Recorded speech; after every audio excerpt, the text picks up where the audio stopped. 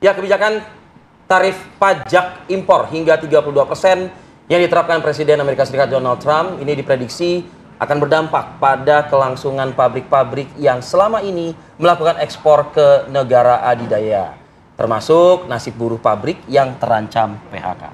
Ya, salah satunya ini ada sejumlah pabrik garmen yang ada di Kabupaten Brebes, Jawa Tengah, pemirsa, di mana pabrik garmen yang selama ini mengirimkan barang ekspor ke negara adidaya saat ini cemas terkait kebijakan baru yang dilakukan Presiden Donald Trump. Diprediksi bila kebijakan itu berjalan akan mempengaruhi pengiriman garmen yang ada di Indonesia ke Amerika Serikat, dikarenakan untuk mengurangi kerugian lebih besar bisa saja dilakukan dengan pengurangan order ke Amerika Serikat. Dan dampak lainnya juga yang bisa terjadi, ya ini efisiensi tenaga kerja yang kemungkinan akan terjadi ke depan kalau memang tarif tersebut diberlakukan.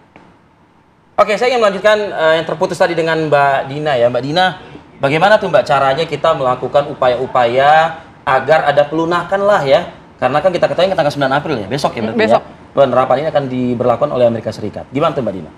Jadi kalau berhadapan dalam dunia diplomasi, pertama-tama tentu harus dilihat tujuannya Amerika menerapkan ini apa. Apa dulu gitu. Kemudian kepada siapa saja dia menerapkan ini. Supaya kita bisa menentukan kan, yang mau kita bawa ke sana kita tawarkan itu Jelas jadinya. pas nggak sama yang dia mau. Kemudian posisi kita untuk fallback juga paling minimal tuh seberapa sih kita bisa nerima. Nah, supaya kita bisa lihat, udah 50 negara maju berhadapan dengan Trump kan, kita delegasi kita baru mau berangkat. Jadi artinya udah ada tawaran di atas meja dulu semuanya. Nah, maka saya kembali ke Trump sendiri maunya apa. Sebenarnya kalau di antara para ekonom, mekanisme tarif kemudian yang diterapkan ini, satu sisi memang sangat mengejutkan. Tapi sisi lain, kalau dunia itu sudah sedemikian kompleks masalah ekonominya, terutama defisit negara itu yang berdampak pada efisiensi besar, gitu kan betul. Ya. Kemudian juga hutang antar negara itu udah sangat tinggi, saling tergantung pula tadi. Ekonomi kan saling terkait satu sama lain. Misalnya Amerika sama Cina. Sebelum kejadian Trump ini kan Amerika problemnya sama Cina. Dia berusaha untuk mengutak-atik hubungan antara dua negara ini supaya hutang Amerika ke Cina itu bisa terbayar, atau gimana ya caranya kok utang kita makin besar. Sementara Cina juga merasa kalau Amerika nggak bayar, gimana dong kita. Berarti top priority-nya adalah negosiasi dan komunikasi dengan Cina dulu lah mungkin ya gitu ya? Nggak juga, maksudnya gini, kita harus lihat bahwa tarif itu adalah satu cara Trump untuk memecah kebuntuan komunikasi antara Amerika dengan Cina. Karena Cina ini kan sama kerasnya berarti sama Amerika. Dari kemarin dikasih tarif, bertahap yang ada malah makin bertahap juga dia kena. Lu jualannya beli lah gitu. Nah, nggak ada efek yang melemahkan. Kemudian Amerika juga mencoba main sama Rusia, ya kan? Ditekan segala macam, musuh-musuh ekonomi intinya gitu ditekan. Juga. Ternyata kok masih kuat-kuat aja. Mulailah pusing kan? Maka akhirnya udah deh kita lihat sepertinya kalau kita hantam saja semua negara-negara yang surplus sama kita. Tujuan awalnya Amerika itu adalah punya uang lagi di kantongnya dia.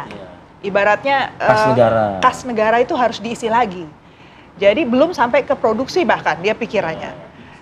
Memang kampanye politiknya dia bilang saat kampanye ingin menciptakan lapangan kerja lagi di Amerika. Tapi kan kita tahu ya mekanismenya dari membuat negara lain berubah posisi dan menciptakan lapangan pekerjaan itu nggak mungkin dalam waktu singkat 2 tahun, 5 tahun pun belum tentu gitu loh. Dan dia jabatannya kan cuma 4 tahun di Amerika kan, lebih singkat dari di Indonesia. Artinya gini, kondisi Amerika bukan situasi yang gampang. Kalau kita lihat 50 negara udah ada di depan, dan yang disoroti oleh media Amerika apa? Yang berani menawarkan beli barang Amerika. Itu sepertinya akan menarik nih buat Amerika. Jadi in return, itu clue paling gampang gitu ya. Clue paling gampang ya udah gue beli deh barang supaya kau punya kas. Nah, itu satu. Kemudian yang kedua, antara keras sama lunaknya nih dengan pihak Amerika Serikat sendiri. Kalau Amerika pinginnya perusahaan-perusahaan Amerika itu bisa berproduksi lebih banyak, kemudian bahan bakunya tapi kan tetap aja dari negara-negara kita gitu. Mereka impor ya. Mereka kan tetap harus impor.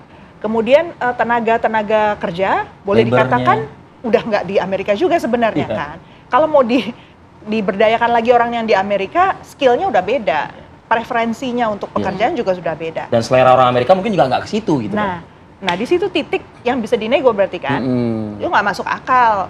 Orangmu sendiri akan mati kelepek-kelepek tadi kan udah kita lihat demonya. Ayolah bro, kan mungkin kan orang lu kayak gini bro, gitu kan. Gitu. Jadi itu satu sisi ya yang bisa kita nego berarti kan. Bagaimana peranan kita? Oke, kita negosiasi harga mungkin untuk raw materials, kemudian untuk labor, preferensinya untuk perusahaan Amerika apa itu masih bisa dinego. Yang ketiga, sektor-sektor yang nggak disentuh oleh Amerika Serikat karena Donald Trump ini milih sektor yang ibaratnya winning sektor lah, yang menurut dia paling banyak defisitnya, seperti otomobil, kemudian tadi baja gitu kan, alas kaki. Itu yang jadi perhatian utama dia untuk mengembalikan kas negaranya dulu. Tapi sektor-sektor yang lain yang nggak disentuh sama dia, seperti pangan, kemudian energi misalnya, energi hijau dan lain-lain. Nah itu kan sebenarnya masih jadi peluang, nggak disentuh oleh tarif dia. Jadi intinya masih ada celah lah buat Indonesia menggoyang lah ya, menggoyang Trump untuk... Pertanyaannya begini Put, masih ada celah, tapi kita punya nggak sih person-person yang bisa memanfaatkan celah itu? Silakan jawab Mbak Dina. Nah jadi yang susah buat Indonesia itu adalah karena pada saat yang sama kita efisiensi anggaran. Iya, oke. Karena kalau dilema kita mau, kalau kita mau kuat negosiasi dengan Amerika, mau nggak mau kita harus pegang duit juga kan, kas negara. Satu sisi kan kita juga harus invest lagi dong ke tadi memenuhi janji kita sama Amerika. Kita bantu deh nih perusahaan-perusahaan Amerika untuk melakukan ini. Berarti kita harus punya uang dong untuk mengucurkan ke sektor-sektor real itu kan, untuk bantu. Kemudian winning sektor yang mau kita dukung untuk maju, walaupun dia nggak kena tarif, itu juga harus tetap kita kasih subsidi lah, insentif lah. Nah itu dari mana kalau kita kasnya juga nggak ada. Gitu. Jadi memang kita mau nggak mau harus beralih.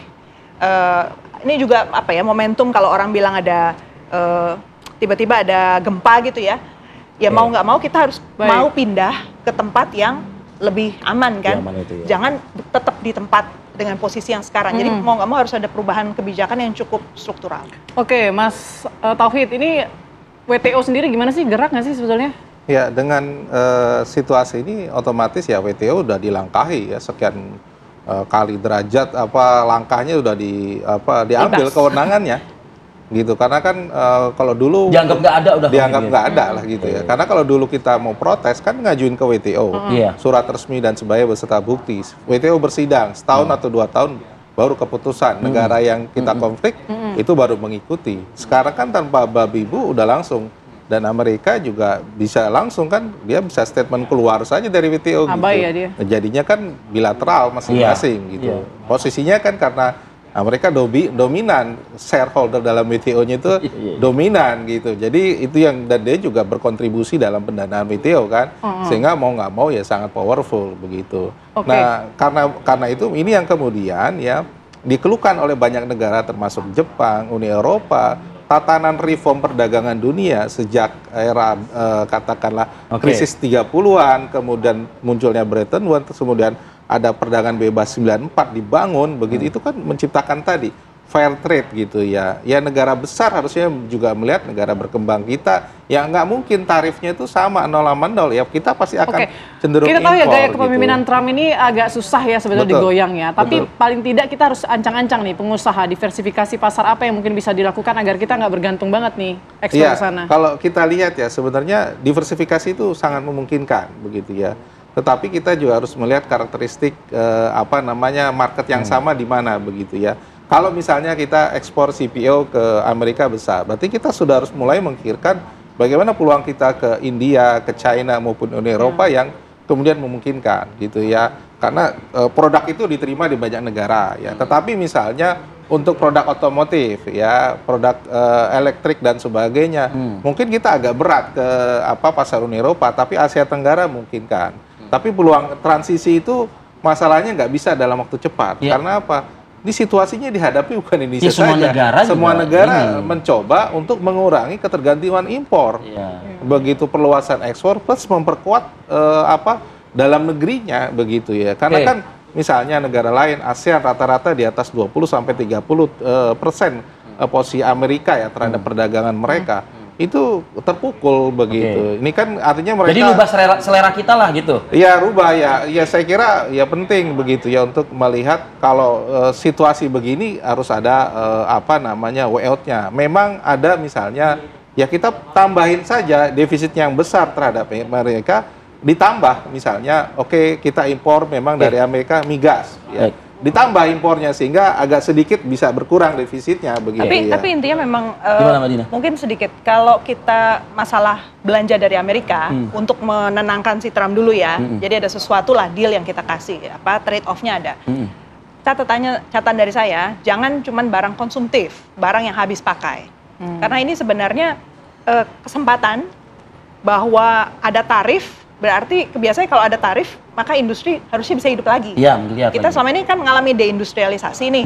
Apa-apa dagang aja, tinggal beli, tinggal jadi gitu kan. Global supply chain, kita pikir, udahlah kita produksi yang segini aja, baut aja cukup gitu. Kita nggak mikirin barang yang lain gitu, yang bisa kita produksi. Jadi kuncinya harus produksi, dan kita harus mengurangi konsumsi memang. Jadi saya kepikir, misalnya Amerika udah ada yang nyebut nih, kita beli dari Amerika pesawat tempur aja kali ya gitu kan. Nah, yang seperti ini yang menurut saya nggak produktif. Karena ujung-ujungnya kan, dipakainya malah untuk pakai pesawat tempur kita harus beli lebih banyak fuel misalnya gitu kan, lebih banyak bahan bakar. Operasionnya mahal juga kan gitu. Sementara yang kebutuhan produksi tadi untuk memperkuat industri dalam negeri, akhirnya terabaikan. Gitu. Oke, baik. Ya kita tunggulah nanti siang ini ya kabarnya ya. Pemerintah akan menyampaikan kepada publik bagaimana langkah antisipasi dan sikapnya. Termasuk juga siapa begitu yang ditunjuk. Tadi Pak Airlangga mengatakan sudah ada Menteri Perdagangan yang akan diutus ke sana. Yang akan diutus ke sana untuk bertemu. Tapi kita lihat apa hasil dari pertemuan G2G-nya ini. Terima kasih. Terima kasih. Terima kasih. Dan kita akan juga nanti di segmen berikutnya memantau bagaimana perkembangan arus balik. Nah, ini masih ada hawa-hawa lebaran. Liburan ya? Iya, nanggung cuti 4 hari lagi, ketemu weekend masih panjang ini. Kita akan pantau ya sesaat lagi pemirsa. Tetap bersama kami di Apa Kabar Indonesia Pagi.